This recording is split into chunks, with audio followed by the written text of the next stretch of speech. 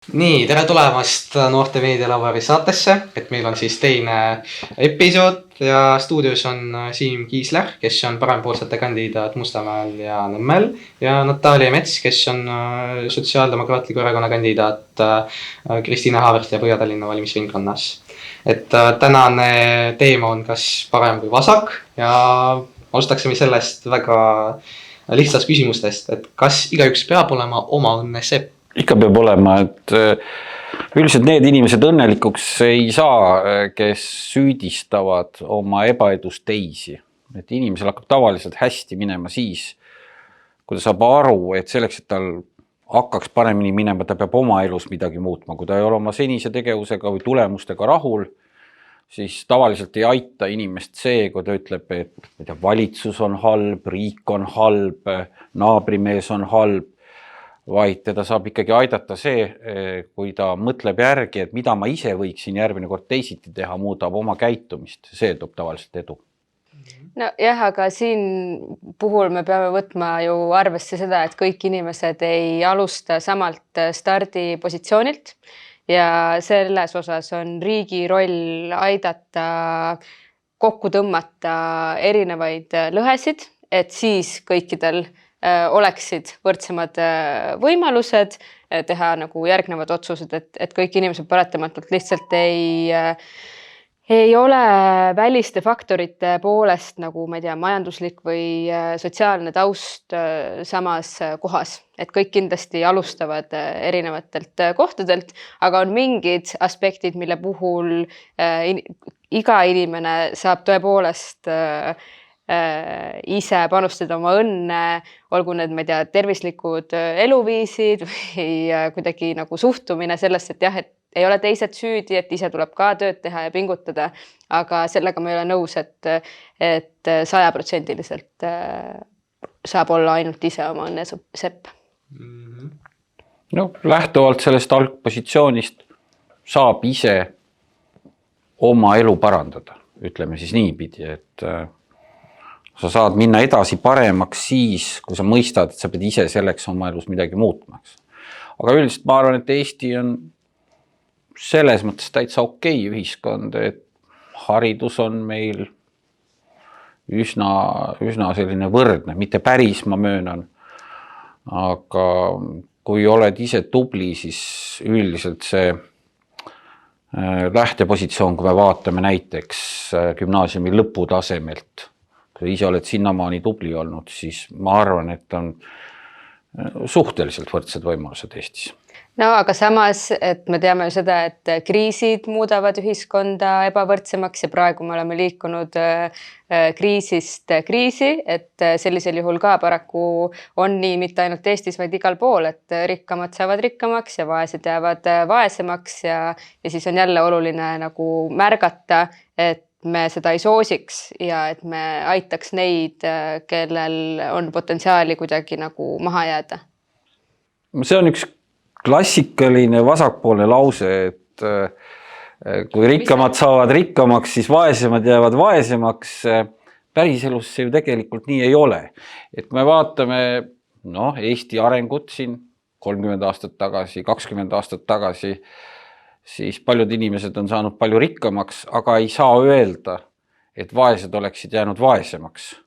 Jah, ma olen nõus, et erinevused on kasvanud, aga kindlasti ka kõige vaesemad on täna palju rikkamad, kui nad olid 20 aastat tagasi. No, seda küll, aga siis me peame vaatama selle kahe ühiskonnagrupi nagu oma vahelist suhet, et kas see lõhe, mis on näiteks jõukate ja vähem jõukate vahel, et kas see ka ajas tõmbub kokku poole või ta püsib sama või ta tegelikult läheb suuremaks?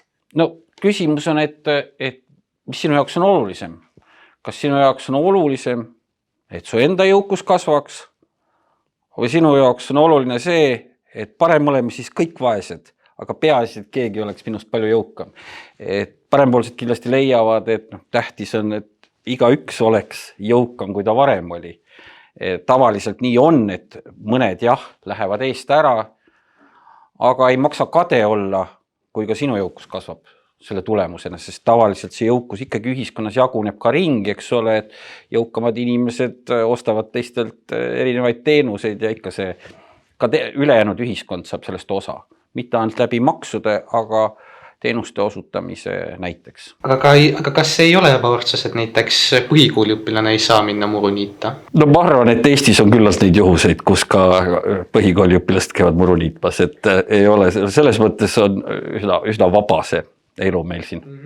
Aga rääkides sellest, et igaüks peab olema õnnesepp, aga kas kuhu meid üldse viib see individualism, et kas ei vii meile sinna, et lihtsalt on kogu aeg ainult rikkad ja vaesed ja see lõhe kasvab? No selles suhtes näiteks individualistidele iseenesest nagu sotsiaaldemokraatlik maailmavaade peaks hästi sobima, sest et selle üks ju põhimõtteid on see, et kõigil läheks hästi ja ilmselgelt, kui läheb hästi ka ütleme ühiskonna vaesemal kihil, siis see tähendab, et läheb ju ka paremini jõukamal kihil või samamoodi, et kui me nagu korrastame oma teede ja tänavate olukorda silmas pidades seda, et need oleksid hästi ligipääsetavad ka inimestele, kes liiguvad ratastoolis või näiteks lapse kärudega, siis see tähendab, et kõikidel on paremad teed ja tänavad.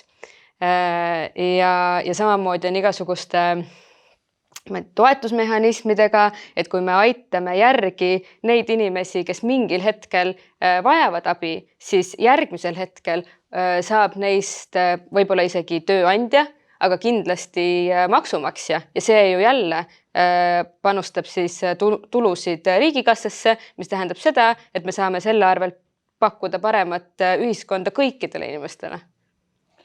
Sa küsisid lõhe kohta, et see lõhe on eesti keeles kuidagi selline natuke traagiline sõna, eks ole, et see on justkui hirmus asi. Ma mõtlesin selle peale, et siin mõni aeg tagasi tekkisid esimesed Eesti kodanikest miljardärid, eks ole. Kui ma nüüd mõtlen siis oma sissetulekute peale ja nende inimeste vara peale, siis see lõhe on hirmus suur, justkui kohutavalt kõlab, on ju. Aga ma kuidagi ei muretse selle pärast, ma tunnen rõõmu selle üle, et ka eestlaste hulgas on need miljardärid. Et see on ju positiivne, et mis siis selles halb on. Kindlasti ma olen nõus sellega, et abivajajaid aitama ja erivajadustega inimesi loomulikult peab aitama, kõiki teisi, kes on mingil põhjusel hätta sattunud, aitama, aga tundke rõõmu sellest, et kui mõnedel on väga hästi läinud ja väga palju jõukust kogunud, ma loodan, et neid miljardäre tuleb Eestis juurde lähiaastatel. Aga kas neid tulevad? Ma arvan, et tuleb, et läbi startupide veel ja kui mitte miljardäre päris, siis 100 miljoneid eurosid teenivaid eestlaseid tekib siin lähiajal kindlasti veel tunduvalt juurde ja tundkem sellest alt rõõmu. Kuigi justkui võib hirmsasti öelda, et vaata, kus on suur lõhe meil nendega. Ei ole ju halb. Ei no kindlasti see ei ole halb ja see on ju me mõlemad, ma usun, seisame ju selle seest, et inimestel oleks hea olla, kõikidel inimestel, aga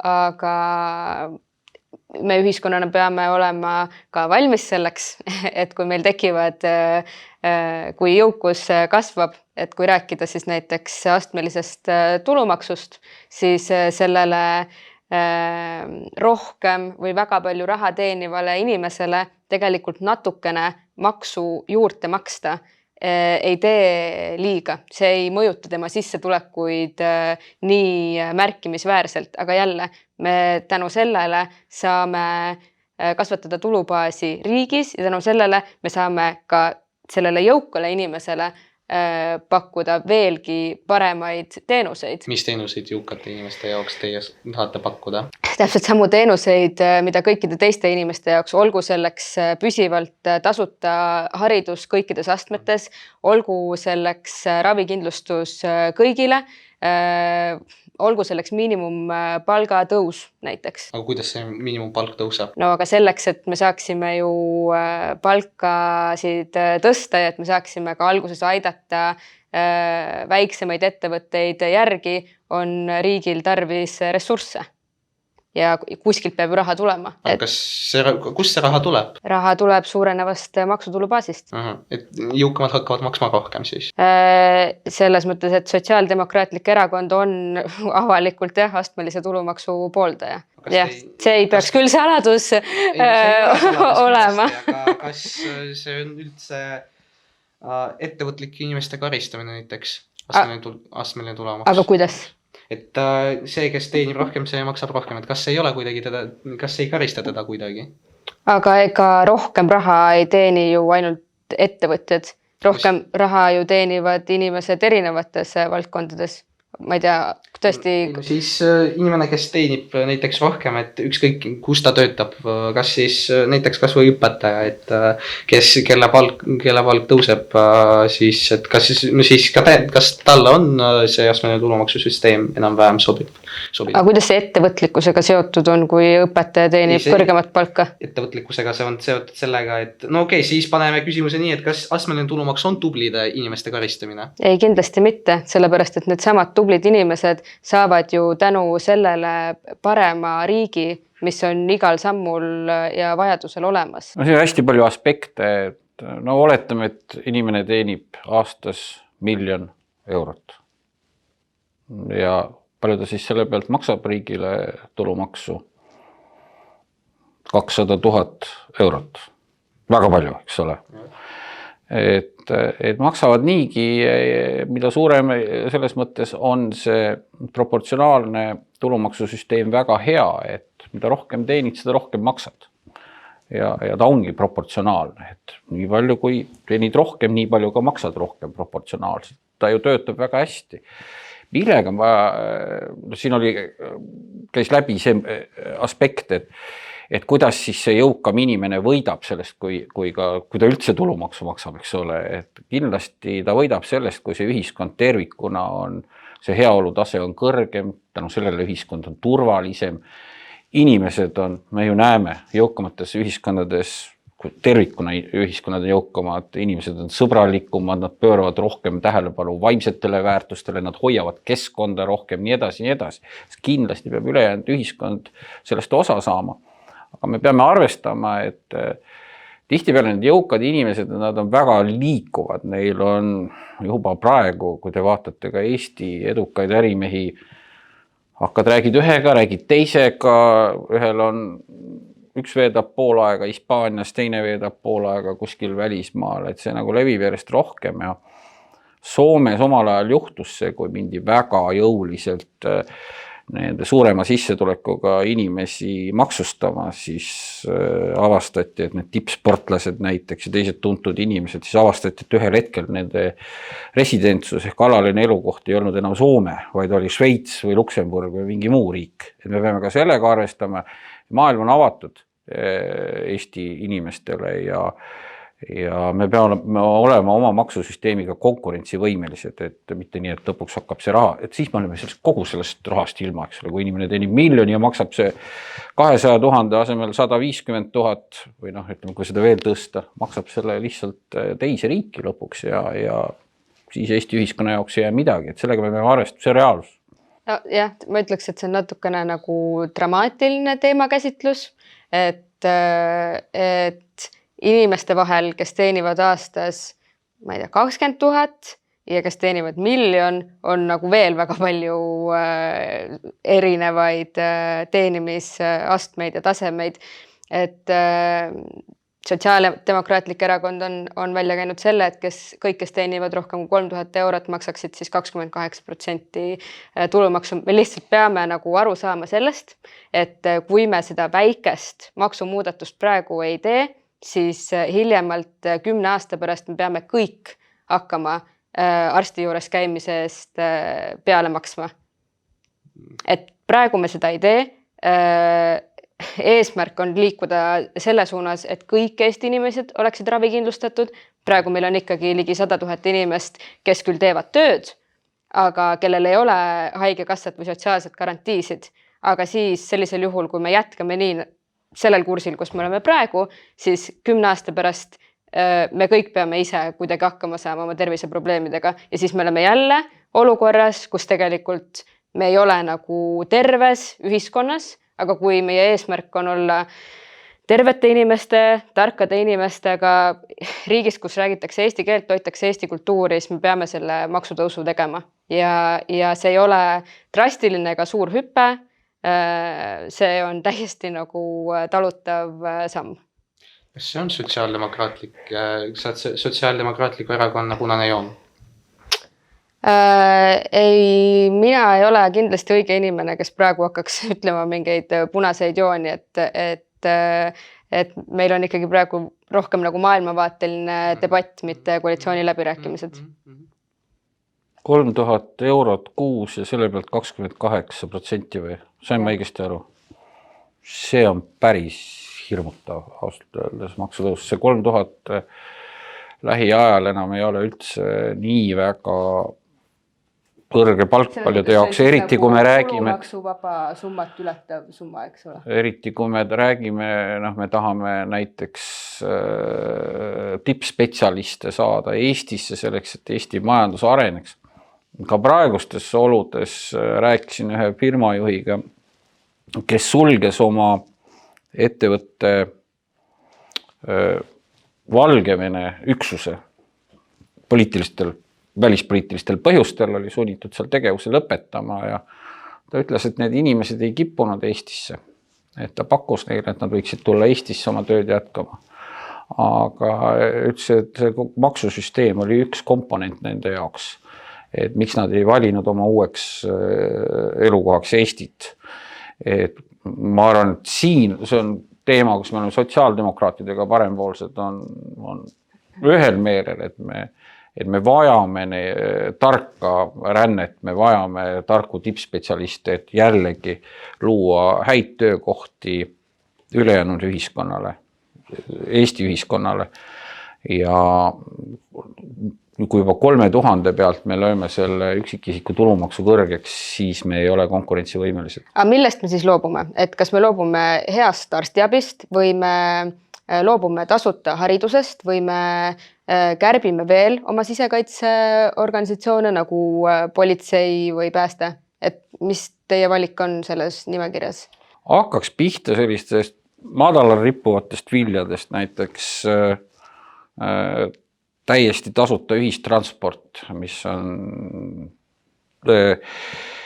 ei ole mitte kuidagi kasulik ka inimesele, sellepärast, et selle tasuta ühistranspordi probleem on see, et see vedaja ei ole huvitatud reisijatest, kuna ta ei teeni rohkem, kui tal on rohkem reisijaid. Ja seetõttu tihtipeale need marsruudid, need kellaajad ei ole mõistlikud, vedajad see ei huvita, aga samas on ta kõrvalt ära hävitanud täiesti mõistliku eratranspordi, mis liiguks tasu eest. Sotsid on seda väga toetanud, kahetsusväärne, see tuleks ruttu ära lõpetada. Samamoodi, eks ole, igasugused riiklikud üürimajad ja kõik muu, et neid lihtsaid asju, mida ei ole vaja sellises ulatuses toetada, on meie ümber väga palju. Et ei pea kohe tervishoiu kallale minema. Tervishoid on kindlasti väga oluline inimestele ja siin on tõesti tähtis, et me igaühe eest hoolitseksime. Kuigi ka tervishoius me saaksime kindlasti palju rohkem kaasata näiteks, mis Eestis on ju järjest enam leviv, et ettevõtted teevad töötajatele eratervisekindlustust juurde. Ja mõistlik on see, et see on erisoodustusmaksust vabastatud. Just vastupidi, et mõtleme, kuidas seda soodustada nii, et me võtame selle pealt vähem maksu ja laiendame seda eraosalust tervishoius seeläbi. Et see on kasvav võimalus paljude inimeste jaoks Eestis täna.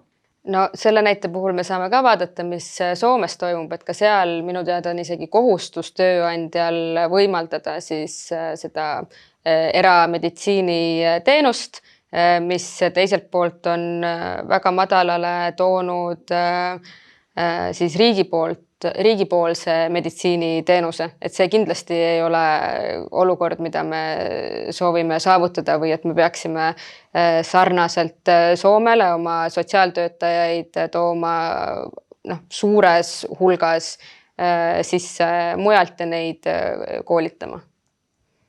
Kui ma toon ühe näite veel, kus kindlasti saaks kokku hoida, et need on need ühetaolised see sotsiaaltoetused, need helikopterilt külvatav raha nii-öelda. Näiteks kui võtame selle viimase peretoetuste seaduse, ka sotsiaaldemokraadid kritiseerisid seda, vastu ei julgenud hääletada, läksid niimoodi häbelikult, vajutasid ikka poolt nuppu. Meie parempoolsetena julgeme välja öelda, et ei ole vaja. Vot siin ma ütlen, et kui ma ütlen, et jõukat inimest ei peaks ülemääraselt maksustama, siis teistpidi ma ütlen ka, et jõukale inimesele ei peaks maksma lollilt riiklikke toetusi. See äärmiselt rumal asi, mille poolt sotsid hääletasid. Milleks maksta inimesele, kes teenib väga palju raha, veel näiteks 1000 eurot kuus puhtalt kätte, kui riigil on niigi raha vähe, nagu te räägite, eks ole. Ja ma olen nõus sellega, et riigil on raha vähe, aga miks siis teha selliseid lolle otsuseid? Ja lastetoetuse puhul on selge see, et see tuleb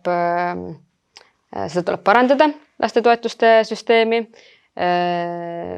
Meie sotsiaaldemokraadid oleme lubanud tõsta siis lastetoetuse või lapsetoetuse 150 euroni ja seda ka indekseerida. Ja selles vanemahüvitise süsteemis on otse loomulikult väga palju, mis tuleb korda teha ja kõige olulisem on see, et lastega peredel oleks kindlustunne ja et praegusest märksa rohkem me aitaksime neid peresid, kus on ka erivajadustega lapsed ja lisaks, et vanemahüvitis, üksikvanema toetus kahekordistuks. Siin ma olen väga nõus, et on vaja aidata neid, kes seda päriselt abi vajavad, aga kui te samal ajal ütlete, et raha on puudu, samal ajal ütlete, et mõned on võib-olla liiga jõukad, neilt võiks maksuraha ära võtta, siis samal ajal te hääletate selle poolt, et nendele väga jõukatele inimestele riigieelarvest raha tagasi loopida. Et see on ju täiesti mõttetusel juhul. Tõstame maksu, võtame inimestelt raha ära, paneme ametnikud tööle. Ma saan aru selle viimase seaduse muudatusega, vist väidetavalt 20 ametnikku pidi ministeeriumisse tööle tulema ja siis maksame seda raha nendele samadele rikastele inimestele tagasi. Täiesti arusaamatu käitumine, et esimene instinkt peaks ikka olema, et igaüks tuleb ise endaga toime, kes ei tule endaga toime, siis neid me aitame. Mitte nii, et me aitame kõiki ja kõigilt kogume selle raha jälle tagasi. Et see ei ole mõistlik. Nojah, selle ametnike juurde palkamise koha pealt, et mina olen muidugi ka selle poolt, et me peaksime oma selle digiriigi kuvandiga suutma sammu pidada ja et me peaksime võimaldama kõiki vajalikke protseduure läbi IT-lahenduste tegema, aga antud kontekstis ilmselt selle nagu IT-lahenduse väljatöötamise kulu ja nende 20 ametniku palgakulu ei ole ka päris võrreldav, et need on pikaajalisemad protsessid ja paraku minu arust üsna hiljutine üks näide oli, et kui erasektor ja riik tegid justkui nagu IT-alast koostööd, ma pean siis silmas seda Hoia äppi koroona ajal, et siis tegelikult küll nagu kulutati meeletud summad, aga see oli täielik läbikukkumine. Ja nõus, et digiriiki peaks rohkem kasutama, aga see üldine põhimõte on see, et ei maksa unustada, et see raha, mis riik sulle maksab, selle raha on riik sult endalt ära võtnud. Või kui ei ole enne ära võtnud, siis ta vahepeal võtab laenu ja siis võtab pärast sult selle raha. Et riigil selles mõttes oma raha väga palju ei teki, võib-olla mõne äriühingu dividendid aeg-ajalt seal midagi, aga üldiselt riigil ei ole selles mõttes, ta ise ei genereeri raha, ta jagab sulle seda raha, mis ta sinult on ära võtnud. Kas kõik need toetused ja need asjad, kas need võivad viia meid sotsialismi ja kui palju sotsialismi on meil praegu? No sotsialismi nüüd küll Eestis või Põhja-Euroopas ei ole, et meil on ikkagi sotsiaaldemokraatia ja seda minu hinnangul on Eestis liiga vähe, et meil on küll üks väga sotsiaaldemokraatlik element meie ühiskonnas, mis on siis tasuta kõrgharidus, see peab jääma, aga näiteks 2 väga suurt plokki, mis tuleb ära teha, on ravikindlustus kõigile ja miinimumpalgatõus. No meil on teatud sotsialismi elemente, aga ma olen siin väga nõus, et selles mõttes päris sotsialistlikust ühiskonnakorraldusest me oleme ikka väga kaugel, et meil on eraettevõtlus, eks ole, eraomand väga tugev, maaomand näiteks, aga no ma mõtlen selle kasvõi selle tasuta ühistranspordi peale, et nõukogude ajal, nõukogude okupatsiooni ajal meil oli bussisõit tasuline. Muide ka õpilastel, et mäletan kooliõpilasena pidin ostma kuukaardi. Mõtlesin, et sõitsid enest. Võib-olla tuli lapsena ka seda, et aga nüüd huvitaval kombel oleme selles asjas sotsialistlikumad kui Nõukogude Liidus oldi, et mingid sellised ehmatavad ja hirmutavad elemendid on, et see mõtteviis ei tohi nagu ära pöörata, et see arusaam ei tohi muutuda selliseks, et asjad ongi tasuta, et ei, nad ei ole tasuta, et see bussisõidu näide, selles mõttes hea näide, et jah, me nimetame teda tasuta bussisõiduks, aga me ju maksame ta oma maksudest kinni kokkuvõttes ja jällegi kinni maksavad, ütleme, et jõukam inimene sõidab bussis tasuta ja kinni maksavad ka vaesemad inimesed selle sama bussipileti, eks ole. On mõistlik, ei ole minu arust mõistlik. Miks peab täies tööjõus, hästi teeniv kodanik, kellel võib-olla pole peret, bussis tasuta sõitma? Ja siis see näide, eks ole, mida me siin arutame, kes kindlasti vajab abi, inimene, kellel on erivajadustega laps näiteks, tema maksab maksu ja siis selle maksurahaga 3/4 üksikisiku tulumaksust läheb umbes kohalikule omavalitsusele ja siis selle rahaga lastakse selle jõukale inimesel bussis tasuta sõita. Absurdne. Aga kas tasuta, et Natalja ütles, et tasuta kõrgharidus peab jääma, aga kas see peab jääma, kas see on mõistlik, et rahva raha eest saab endale haridust ka see, kes on võimeline selle eest maksma, ütleks? Meil oli parempoolsete erakonnas selle üle pikk diskussioon ja ka meil on väga aktiivseid, noortekogus väga aktiivseid liikmeid, kes on ise üliõpilased ja üldine seisukoht kaalus sinna, et me leiame, et tuleb kehtestada teatud määral kõrgharidusele õppemaks. Me leiame, et see võiks olla kuni 1500 eurot aastas ja põhjendus oli see, mina ei ole kõrgharidusega nii hästi kursis, aga inimesed, kes sellega igapäevaselt tegelevad, ütlesid, et see suurendaks nõudlikkust üliõpilase enda poolt. Kui see ei ole tal tasuta käes, siis ta suhtub sellesse kõrgharidusse teistmoodi. See annab lisaraha, siin on üks koht, eks ole, et kõik kõrgharidusega seotud inimesed ütlevad, et raha on valdkonnas puudu. Ja raha on valdkonda juurde vaja, et kus me selle raha võtame, et mingi oma osalus võiks olla, et minu arust on see pigem nende ringkondade poolt väga hästi vastu võetud see ettepanek. Aga siin jällegi loomulikult see tähendab, et peab olema õppelaenusüsteem, töötama paremini kui täna ja jällegi see peab tagama eraldi stipendiumite süsteemi ja sotsiaalse õppelaenu täiendava vajadusel nendele inimestele jällegi, kes seda vajavad, mitte nendele, kes seda ei vaja. Ja seoses sellega, et kõrgharidusega või teadusega seotud inimesed ütlevad, et valdkonnas on vähe raha, jah, see on tõde, aga kui me vaatame nagu riigieelarve perspektiivist, siis see kõrgharidusele minev investeering on nagu üks lumehelbeke lumekuhjas proportsiooni mõttes. Lihtsalt selle tasulise kõrghariduse puhul mina mõtleks selle peale, et kas me tahame kohe väga noore inimese siduda laenuga ja teiseks, et juba praegu ka tasuta kõrghariduse puhul väga suur osa üliõpilastest peab käima tööl, mis siis tasulise kõrghariduse puhul muutub veel nagu asjakohasemaks ja see olukord, et sa pead samal ajal õppima ülikoolis ja käima tööl, see tegelikult ei ole okei. Huvitaval kombel, kui see tehti, see tasuta kõrghariduse süsteem, sest varem oli ju niimoodi, et mis oli omamoodi ebaõiglane, et osadel siis oli tasuta ja siis teistel oli tasuline. Siis kui mindi üle täiesti tasuta õppe, eestikeelsele õppele, et huvitaval kombel nende üliõpilaste arv, kes käivad samal ajal tööl, mitte ei vähenenud, vaid isegi mõnevõrra nende aastatega suurenenud. Ilmselt seal on mingid muud trendid ühiskonnas ka, mis seda mõjutavad, et see ei saa, ma olen nõus, et see ei ole üks ühele sellega seotud, aga samas ei olnud ka vastupidist nagu selget tendentsi, et oleks hakatud nagu vähem tööl käima.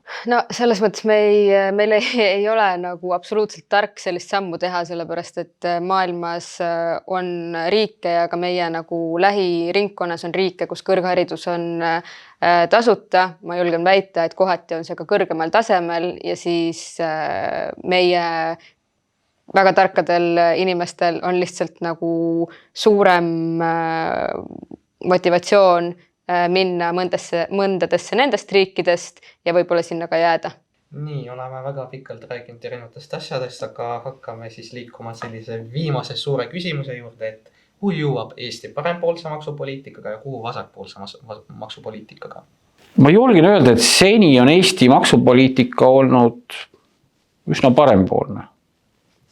Parempoolselt tahaks teda veel krutida, näiteks sotsiaalmaksu lae kehtestada kõrgema palga puhul, et muuta Eestit veelgi konkurentsivõimelisemaks, kuna meie tööjõumaksud on võrreldes teiste riikidega suhteliselt kõrged. Kuigi meie üldine maksusüsteem on väga hea ja eksperdid on seda hinnanud ju ka Tax Foundation, mis on väga tunnustatud äriringkondades, hindab seda maailma parimaks juba mitmeid aastaid järjest. Ja ma arvan, et seda peab hoidma sellepärast, et kui me mõtleme, et kas see maksusüsteem kui üks oluline osa sellest majanduse konkurentsivõimest, kas see on toonud Eestile edu?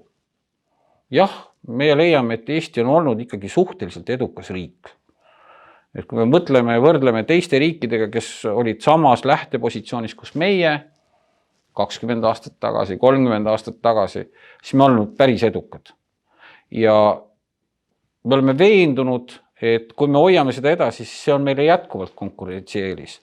Kui me nüüd lähme seda lõhkuma, siis eks see keskkond muutub samasuguseks, nagu ta on võib-olla kuskil ma ei tea, Lõuna-Euroopas või kuskil mujal riigis, aga ta ei too meile midagi head selles mõttes kaasa, et ta lõhub ära millegi hea, mis meil on, mis on oluline väärtus täna selles Eesti eduloos.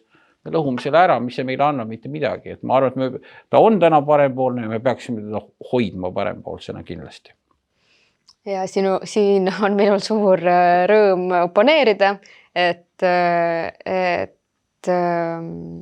see on selge, et praeguse maksusüsteemiga meil ei ole võimalik oma riiki üleval pidada sellisena, nagu me harjunud oleme.